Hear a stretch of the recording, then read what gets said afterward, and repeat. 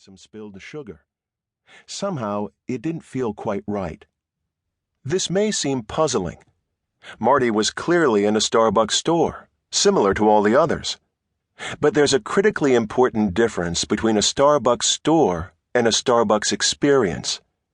To Marty and many thousands of customers just like him, the Starbucks experience is something more than the aprons, cups, beans, and decor.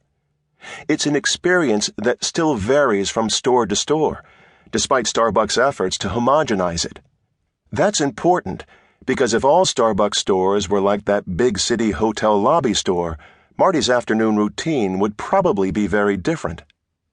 A Starbucks experience is all about the feeling Marty gets as a result of his visit. The taste may always be the same, and so may the cup. But the feeling can be different because the experience can vary. Marty's feelings are the key to a Starbucks relationship, and the feelings of people like Marty are the key to Starbucks' future business success. The story of the consumer. Much has been written about how Starbucks markets its products and about its expansion around the globe and into new categories and distribution channels. But these are stories about the Starbucks company. This book doesn't tell the story of Starbucks or other companies.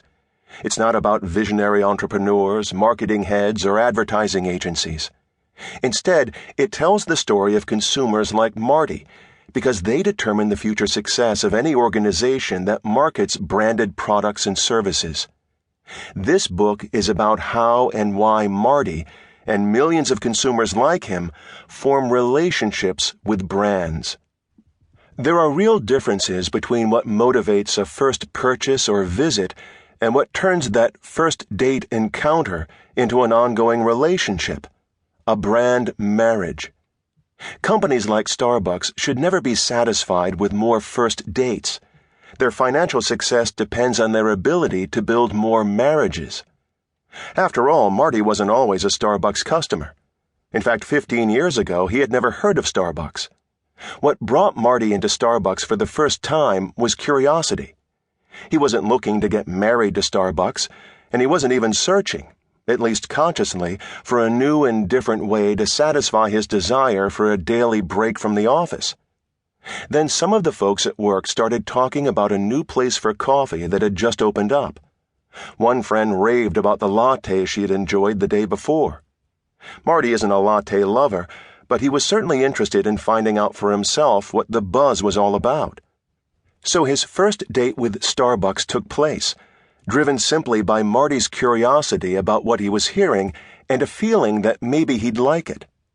But Marty's relationship with Starbucks didn't suddenly bloom when he sat down and sipped his first cup of coffee.